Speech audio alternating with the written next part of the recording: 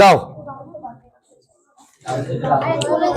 আচ্ছা, ক্লাস 11 এদিকে বাবুরা, পিকনিক আনন্দ করেছো, অবশ্যই খুব মজা করেছো জানি। অনেকেই দূর দূর থেকে এসছে, মানে তোমরা দেখেছো একটি মেয়ের চোখে কিন্তু একটা পড়া ছিল, এবং ওর সঙ্গে একটি ভাই ছিল, ও চোখে দেখতেও পায় না। ওই মহিলার মানে ওই ম্যাডামের, উনিও কিন্তু ইংরেজি অনার্স, আমি গতকালকে জানতে পারলাম, মানে পিকনিকের দিন। নিজে ইংরেজি অনার্সের স্টুডেন্ট ছিলেন, মানে ইংরেজি অনার্স কমপ্লিট করেছেন এবং তিনি MBA কমপ্লিট করেছেন। তৎসত্ত্বেও তিনি আমাদের ক্লাসেস দেখে। It's a big honour for me. তার দুই মেয়ে, এক ছেলে এক মেয়ে, দুই সন্তান। একটা মেয়ে এক চোখে দেখতে পায় না, নানা রকম শারীরিক সমস্যা আরো আছে। আরেকটা ছেলে অটিজম রয়েছে, মানে কথা বলতে পারে না, চোখে দেখতে পারে না, কিছুই করতে পারে না। তিনি আমাদের ক্লাসেস দেখে তাদেরকে ক্লাস করায়। ওই মেয়েটা যদিও আমার ক্লাসেস শোনে ম্যাক্সিমামটাই। তাহলে ভাবো, আমার কাছে আগের বছরে পড়তো সজল কুমার সামন্ত বলে একটি ছেলে। ওর শুধুমাত্র বাঁ হাতের দুটো আঙুল কাজ করে, বাকি ম্যাক্সিমাম বডিটা প্যারালাইজড। এবং ওরা যদি পড়াশুনো করতে পারে, সব থেকে মোস্ট ইম্পর্টেন্টলি অনলাইন থেকে, কেন তাদের কাছে অফলাইন পড়ার কোনো অপশনস নেই। কেন জানো? কারণ সমাজ তাদেরকে অ্যাকসেপ্ট করে না। আমাকে রিসেন্টলি ভাই ফোন করেছিল, ও আমাকে যখন, আমি ওর কাছ থেকে ইন্সপায়ার হয়েছি। আমায় বলছে, স্যার আমি বহু কষ্ট করে আপনার ফোন নাম্বারটা পেলাম। আমি প্রথমেই বলেছে, স্যার আমি তো দৃষ্টিহীন। আমি শুনে, আর আমি যেহেতু যদি কেউ ফোন করে, আমি সঙ্গে সঙ্গে তাকে ঘুরিয়ে বলি ফোন নাম্বার 9647604235, মানে আমাদের টিম নাম্বার তাদেরকে দিয়ে দিই। কারণ অনেকেই ফোন করে বিনা কারণে, স্যার আপনি সত্যিই স্যার ওই স্যার কিনা, স্যার ওই যে স্যার ওই যে প্রপোজালের নাটকটা বলেছেন সেই স্যার তো। এই একটা ক্লারিফিকেশন দিতে গিয়ে আমি অফিস পৌঁছে যাই। তাই আমি ঘুরিয়ে বলি ওখানে করতে। যখনই বলেছে দৃষ্টিহীন ছাত্র, আমি ফোনটা ধরলাম। অনেকক্ষণ কথা বলার পরে বলছে, স্যার আমি সমাজে আমরা মানে অবহেলিত। তার কারণ আমি যেই স্যারের কাছে পড়তাম, সেই স্যার ব্যাচে একদিন বলেছিল, তোর তো কোনো চাকরি বাকরি হবে না, তোরা তো শেষে ওই রাস্তায় ঘুরে বেড়াবি। আমি ভাবি, এরা কোন মাস্টারমশাইদের কি মানসিক সত্যি কোনো বোধ বুদ্ধি আছে না নেই? আমার ব্যাচে যদি কোনো ওই রকম স্টুডেন্ট থাকে, আমরা সবাই মিলে আমরা সেভাবে ট্রেন করি তাকে সাপোর্ট করতে, যে ওরও সমান ক্ষমতা আছে। তা ওই ছেলেটি তো এগিয়ে যা।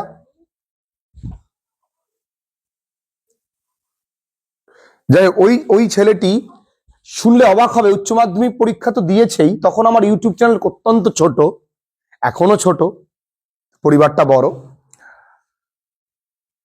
ওই ছেলেটি তখন আমায় দেখে ইংরেজি অনার্স করবে, যেন 12 পর্যন্ত ব্রেইল পদ্ধতিতে পড়াশোনা হয়।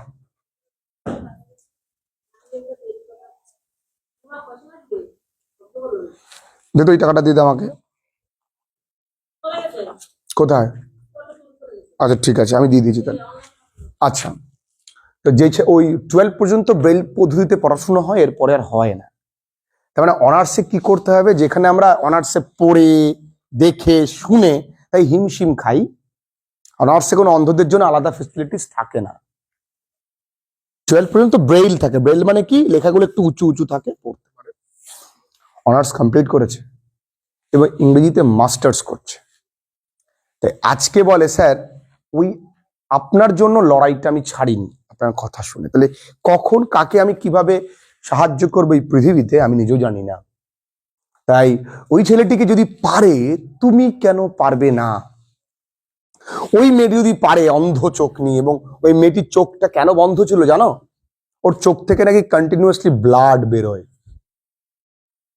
যদি ও পারে, তুমি কেন পারবে না? আমার প্রশ্ন সেইটা। সবুজ নামে একটি ছেলে এসেছিল বহু দূর থেকে, ওদের বাড়ি বেহালা, অনেক দূর আমার বাড়ি থেকে। এই কিরণ এসেছিল, ওর বাড়ি কিন্তু আসানসোল। আমার বাড়ি থেকে এখন আজকে যে বেরিয়ে যাচ্ছেন, এখন 9 ঘন্টা পথ ওর বাড়ি। ঠিক আছে, এরাও কিন্তু আমার প্রথম দীক্ষার online student.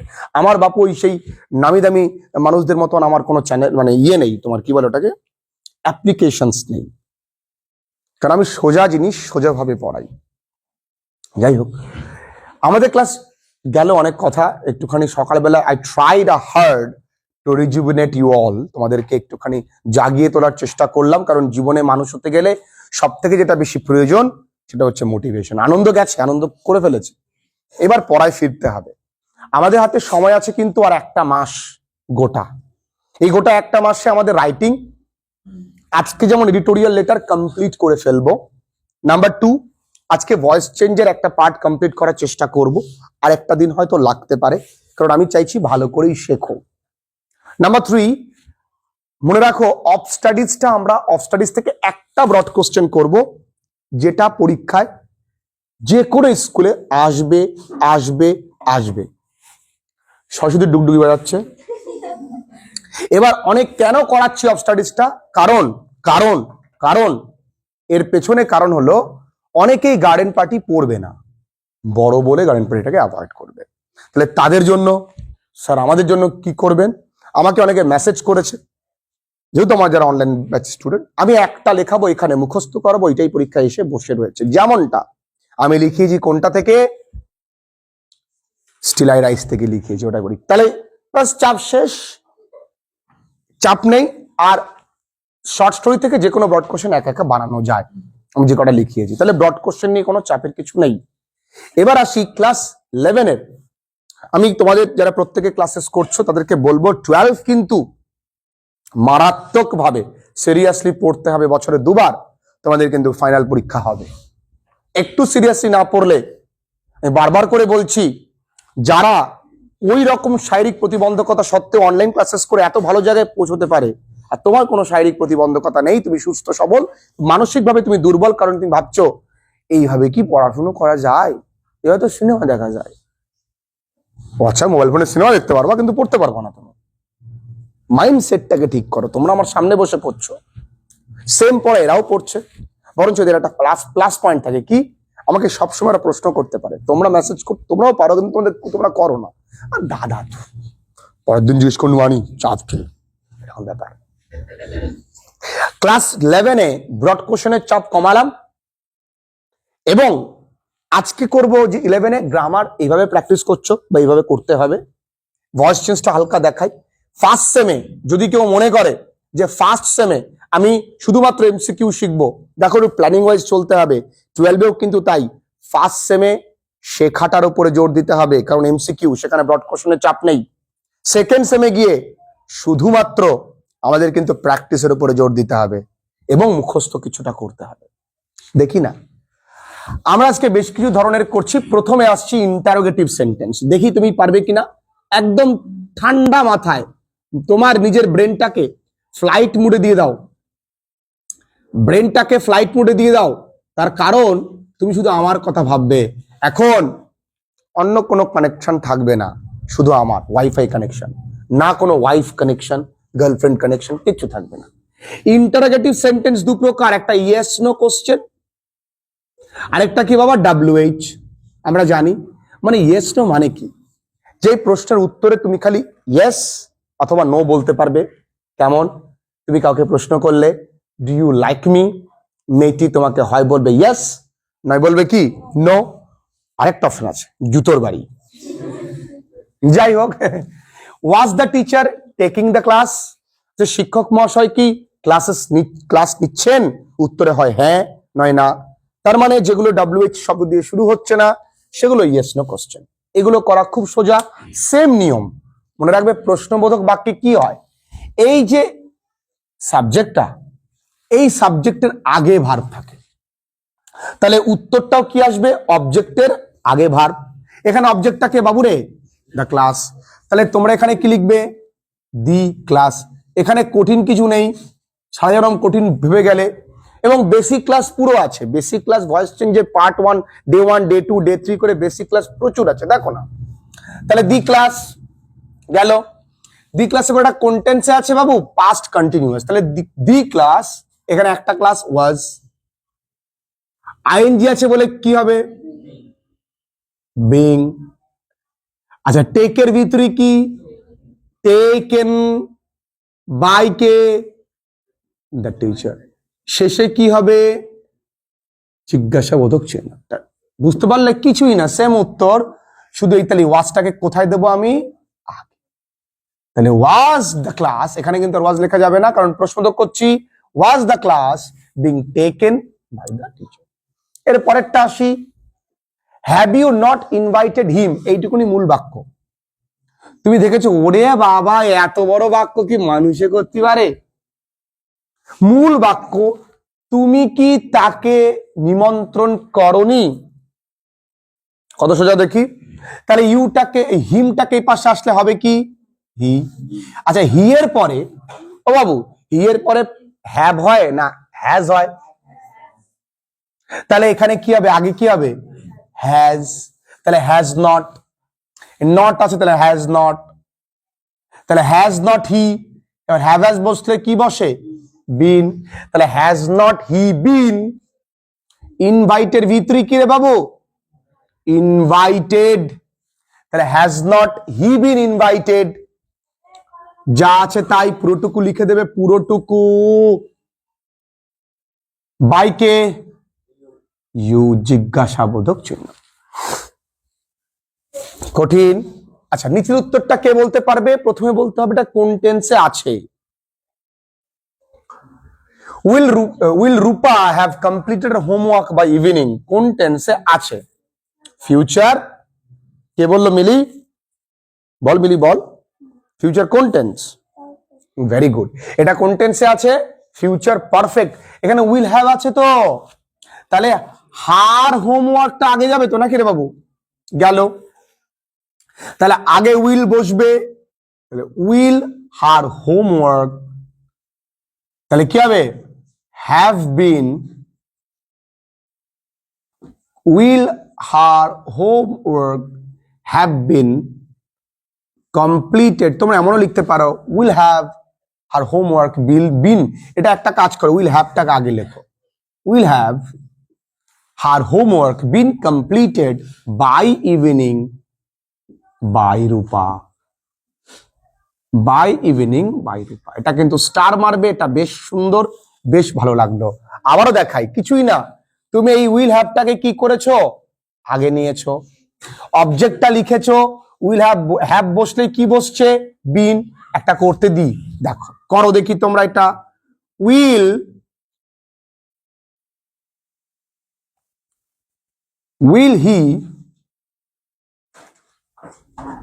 Will he have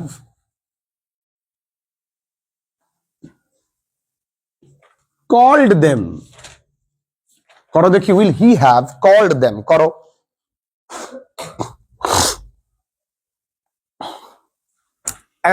will he have called them.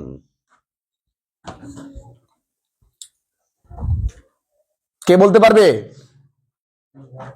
আচ্ছা, প্রথমে কি লিখবো? Will have they been called by him. ব্যাপারটা কোথায় আটকে গেল রে বাবু? নিয়ম টিয়ম কিছু লাগে না, একটা পারলে 10টা পারা যায়। তাহলে এটা গেল কি? প্রশ্নবোধক বাক্য, যেখানে WH ওয়ার্ড নেই। এবার যেখানে WH ওয়ার্ড আছে, যেমন হুম, হোয়াট, হু, আছে তো? তাই যেখানে WH ওয়ার্ড আছে সেইখানে আমরা কি করে করব? তাহলে ক্লাস 11 এইভাবে গ্রামার প্র্যাকটিস করতে হবে, যেভাবে আমি আজকে শেখাচ্ছি। প্র্যাকটিসটা বেশি করতে হবে, কারণ ফার্স্ট সেমে আমি শিখিয়েছি প্রচুর, ঠিক? সময় কিন্তু খুব প্ল্যান ওয়াইজ চলতে হবে। তাহলে হুম ধরো এখানে আছে, তাহলে আমি আগের দিনও করিয়েছি, হুম থাকলে কি হয়? তোমাদেরকে আমি শর্টকাট বলে দিয়েছি, হু, হোয়াট, এগুলোর পরে কিন্তু এক বচনের ভার্ব অর্থাৎ সিঙ্গুলার ভার্ব বসে, অর্থাৎ ইজ, অর্থাৎ ওয়াজ, অর্থাৎ হ্যাজ, তাই তো? এগুলো বুঝতে পারে। তাহলে এখানে হু ডিড মানে কোন টেন্স? Past tense. তাহলে এখানে কি বসবে মাগো? ওয়াজ। এই কলের ভিতরে কি গো পড়ে আছে? কে? হু ওয়াজ কল্ড বাই ইউ। দেখো, কোনো রুলস প্রয়োজন হয় না, একটু শিখে নাও, এক্ষুনি তুমি এটা করতে পারবে। হুম ডু ইউ ওয়ান্ট, তুমি কাকে চাও? বলতে পারো আমি দিদিকে চাই। হুম ডু ইউ ওয়ান্ট, বলো। কেউ বলতে দাদাকে। তাহলে হুমের জায়গায় তুমি কি লিখবে? হু। তোমাদের জন্য কাজ রইলো, কমেন্টে জানাও হু। এই ডু আছে কোন টেন্স? ইজ। ওয়ান্টের ভিতরে কি? সালমান খান ওয়ান্টেড। এরপরে কি? কঠিন। একটা পারলে 10টা, গ্রামার পারলে কিন্তু মজা হয়। অঙ্ক মিললে মজা হয়, অঙ্কের উত্তর মিললে আনন্দ হয়, গ্রামার পারলে কিন্তু আনন্দ হয়। আচ্ছা এরপরে আসি। আচ্ছা হোয়াটের পরেও কোন টেন্স সবসময় এক বচন হয়? কারণ আচ্ছা এই আরটা কার ভার্ব, হোয়াটের না ইউর? কারণ প্রশ্নোত্তর বাক্যে কি হয় রে বাবু? সাবজেক্টের আগে বসে। তাহলে হোয়াট বসলো, চোখ বন্ধ করে বসানোর কোনো প্রয়োজন নেই। তাহলে একজন হয়েছে, এখানে হোয়াটের পরে একজন হবে ইজ। আইএনজি আছে বলে কি বসবে? বিং। আজকের ভিতরে কি? মি। বাইকে কি আছে এর মধ্যে? একটা করতে দি, লেখো। What have you done to him? করো দেখি বাঙালি। What have you done to him, আমার সঙ্গে বলো। প্রথমে কি লিখবো? বাবা বাবা। এরপরে এক বচনের ভার্ব কি লিখবো? হ্যাভ বসতে কি বসবে? বাবা বাবা। এরপরে কি? পড়ে আছে কে? তারপরে কি? ওফ, দারুন দারুন। কঠিন খুব। কেন পারলে? আবার কেন পারবে না এরও কারণ আছে। আজকে পারছো, কালকে পরশুদিন পরে পারবা না, প্র্যাকটিস করবা না। তাই প্র্যাকটিস করতে হবে। প্র্যাকটিস শিট আমি তোমাদের দেবো উইথ অ্যান্সার, যাতে করে তুমি নিজে নিজেই মেলাতে পারো। চাপ নেই। আচ্ছা আচ্ছা, হু থাকলে চোখ বন্ধ করে আমরা কি লিখতে পারি? By hmm. বাই হুম গেল, গেল তো। তাহলে তোমার বাই হু এর কাজ সারা। তাহলে দে এই পাশে আসবে, তাহলে দেম এই পাশে আসলে দে হয়ে গেল। ওমা এটা কোন টেন্সে আছে? Past tense. তাহলে পাস্ট টেন্স হলে আগে কি বসবে? ওয়্যার। দের পরে ওয়্যার হয়। পড়ে আছে কে গো? কঠিন। আগের দিন এর একটা ব্যতিক্রম করিয়েছিলাম, মনে আছে কিনা জানি না, তবে আজকে করতে দি। হু নিউ মি, কে বলতে পারবে এইটা? আগের দিনটা করিয়েছিলাম একটু ব্যতিক্রমী। হু নিউ মি, কে বলতে পারবে? না না না না, নো এর পরে কি হয়? আরে আমাদের দাদার নাম কি? নান্টু দা। তাহলে নো এর পরে কি হবে? নন্টু। তাহলে এখানে কি হচ্ছে? টু হোম হলো। টু হোম, টু হোম হলো। তাহলে মিট এর পাশে আসতে হবে কি? আই। এটা কোন টেন্স? Past tense. তাহলে ওয়াজ আই। নো এর ভিতরে কি? শেষ। To whom was I known, to whom was I known. এখানে কিন্তু খেয়াল রাখতে হবে। আমরা করব যে বেশ কিছু জায়গায় ভয়েস চেঞ্জের সময় সব সময় বাই হয় না, কোন কোন জায়গায় দেখব। তাহলে ক্লিয়ারলি বুঝতে পেরেছো? কোনো সমস্যা নেই, লিখে নাও। তারপরে একটু বোর্ডটা যেহেতু ঘিজিমিজি হয়ে গেছে মুছে দেব। আচ্ছা এখানে তামান্না তো দাদু মারা গেছে না, এই 3 ডে। আচ্ছা এবার একটুখানি আসি ইম্পারেটিভ সেন্টেন্স। ইম্পারেটিভ সেন্টেন্স কি জিনিস? নাচো, আমি আদেশ করলাম ডান্স। বললাম দরজাটা খোলো, আমি বললাম দয়া করে গ্রামারটা শেখো। কোন সেন্টেন্স? Imperative sentence. এখানে করা কত সোজা, লেট আনতে হয়। আচ্ছা ধরো ডু ইট অ্যাট ওয়ান্স, তুমি বলো তো মা এখানে অবজেক্ট কোনটা? Very good. তাহলে শুরুতে তুমি কি লিখবে? লেট। এবার কি লিখবে? অবজেক্ট কে আছে? ইট। Let it. লেটের পরে কি লিখতে হয়? বি। আচ্ছা ডু এর ভিতরে কি?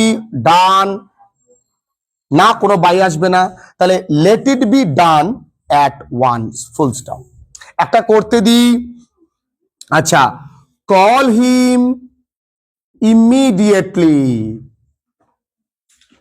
কে করতে পারবে? তাকেই খাওয়ানো হবে, কিছুই না। বলো কল হিম ইমিডিয়েটলি, কে বলতে পারবে? মা তুই বল। শুরুতে কি লিখবি? শুরুতে কি লিখবি? জোরে বল মা, জোরে বল। লেড। এটা কটা আঙুল বুঝিস? এটা। তাহলে তুই গ্রামার কেন বুঝিস না? ও মা দেখ না, এখানে শুরুতে কি লিখবি? লেড।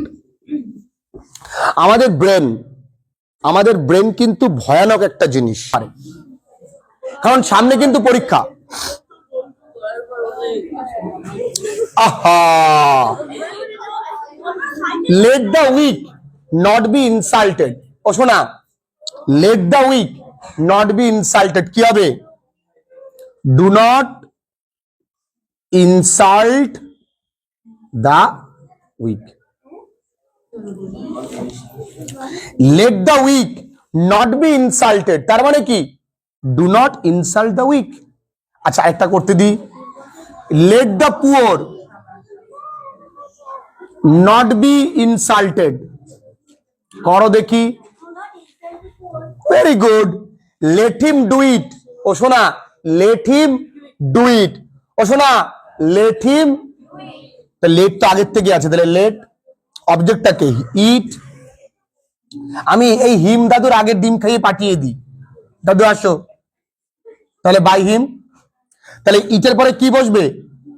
ডু এর ভিতরে কি? আচ্ছা আমি প্রথমে লিখলাম কি? অবজেক্ট লিখেছি, এ লিখলে বি লিখতেই হচ্ছে। ডু এর ডান, দাদুর পাঠিয়ে দিয়েছি বাই হিম। কঠিন? আচ্ছা প্লিজ থাকলে চোখ বন্ধ করে লেখার প্রয়োজন নেই, কোথাটা কোথায় লিখে দেবে তার ঠিক নেই। ইউ আর রিকোয়েস্টেড টু, যা আছে তাই। Do not rob the poor, you are requested to হবে না, do not rob the poor হবে না। You are requested not to. কেন নট টু হবে? ডু নট আছে। আবার এখানে ডু নট থাকলে তুমি রিকোয়েস্টেড এর জায়গায় লিখতে পারো ফরবিডেন, লিখতে পারো। আবার মনে রাখো ফরবিডেন লিখলে কিন্তু আবার নট টু লেখা যাবে না, শুধু টু লিখতে হবে। ফরবিডেন লিখলে কি লেখা যাবে না? নট টু লেখা যাবে না, শুধু টু লিখতে হবে। মনে থাকবে তো? আচ্ছা, reserve a table for the two বা ফর টু, গরম লাগবে। Reserve a table for two. আচ্ছা তোমরা এখানে কি লিখবে? Very good. You are requested লিখতে পারো, ইউ আর অর্ডার লিখতে পারো, you are requested to reserve a table for two. এটা হয়ে গেল। আচ্ছা আসো, এসো। এরপরে করব নেগেটিভ সেন্টেন্স, অর্থাৎ না বোধক বাক্য। আমার একদম সোজা। আচ্ছা এখানে শুধু কি আছে? নট আছে, তাই তো? এটা কোন টেন্স? এটা কোন টেন্স? তাহলে ইউটাকে এই পাশে আনলে কি হয়? ইউই হয়। তাহলে ইউ। ইউর পরে পাস্ট টেন্সে কি হয়? অয়ার হয়। এবার বসলো কি? নট। সি এর ভিতরে কি? সিন। বাই কে? কঠিন। এর পরেরটা ইউটাই পাশে আসলে কি হয়? আচ্ছা ডু নটটা কি হয়ে যাবে? তাহলে আর নট। লাইকের ভিতরে কি? বাই কে? My be, my brother. আচ্ছা she has not invited us, এটা তো সোজা। আস্তে পাশে আসলে কি হবে? উইয়ের পরে কি হয়? হ্যাভ। এরপরে কি হয়? নট। তারপরে কি আসবে? বিন ইনভাইটেড বাই কে? By her. কঠিন আছে? নেই। কিছু কিছু ভয়েস চেঞ্জ যেগুলো টু বাই বসে না, মানে উইদাউট বাই। ও মামা একটু মন দিয়ে, আমাদের দেবদা ম্যারেড রূপকিনী, তাহলে কি হবে? রূপকিনী ওয়াজ যা, আমার নাম নিয়ে চাপ নেই। রূপকিনী ওয়াজ ম্যারেড টু দেব। এখানে টু হলো। আবার তোমরা জানো নোনের পরে কি হয়? টু। টিয়ার্স ফিল্ড আর আইস, তাহলে হার আইস, অনেকগুলো শোক না, দুটোই শোক। Were filled with tears, fears হয়ে গেল। ফ্লাওয়ার্স ডেকোরেটেড দ্য কম্পার্টমেন্ট, তাহলে the compartment was decorated with flowers, কারণ ফুলটা বস্তু। আচ্ছা এবার আসি 4 দাগে। দার্জিলিং গ্রোজ টি, দার্জিলিং এ কি হয়? চা হয়। তাহলে টি ইজ গ্রোন ইন তার জন্য ইন হবে। হ্যাঁ, দ্য নিউজ প্লিজ দাস, তাহলে উই ওয়ার নিয়ম সব একই, শুধু বাইরের জায়গায় at we were please at all at the news. এখানে কনফিউজ করেছে দুবার অ্যাড দেওয়ার জন্য, দেখেছো? কারণ প্লিজ এর পরে অ্যাড হয়, প্লিজ অ্যাড। ঠিক আছে, হলো। আচ্ছা, তোমাদের একটুখানি বলি, তোমাদের ক্লাস 11-এ এটা লিখে নাও, তারপরে বলছি। দেনা বনু দে অফ। আচ্ছা, আমাদের যেহেতু আগামী শনিবার রোববার দিন একটা ছোট্ট পরীক্ষা নেব, না হলে কিন্তু বাবুরা সিলেবাসটা আমি এগোতে পারবো না। হ্যাঁ, তাহলে আমরা 3টে পার্টে পরীক্ষাটা এগোই। প্রথম পার্টে নিয়ে কবিতা অল, দুটোই কবিতা আছে, তার সঙ্গে যতদূর গ্রামার হয়েছে ততটা। ঠিক আছে, মানে কি, মানে ধরে নাও তোমাদের গ্রামার হয়েছে টেন্স, তোমাদের গ্রামার হয়েছে transformation of sentences, article preposition, আর কিছুটা ভয়েস চেঞ্জ। রাইটিং দিচ্ছি না এখন, তাহলে থাকবে গ্রামার আর কবিতা অল। আর রাইটিং একটা কাজ করি, রাইটিং এ রিটোরিয়াল লেটারটা ইনক্লুড করি, 5টা দেব রিটোরিয়াল লেটার, পড়ে আসলেই হবে। ঠিক আছে, তাহলে এই পরীক্ষার সিলেবাস আগামী রোববার দিন। এবার বলি ক্লাস 11-এ, একটু মন দিয়ে শুনে নাও, আমি এক্ষুনি ছেড়ে দেব। ক্লাস 11-এ শুনে নাও, প্রজেক্টে কিন্তু বারবার করে বলা রয়েছে কমিউনিকেশন স্কিলের উপরে তোমার পরীক্ষা নেওয়া হবে। অর্থাৎ তোমায় একটা টপিক তুলে দেবে, সেই টপিকটা নিয়ে তোমার যে এক্সামিনার থাকবে তার সামনে অনর্গল ইংরেজিতে কথা বলতে হতে পারে এবং হবে।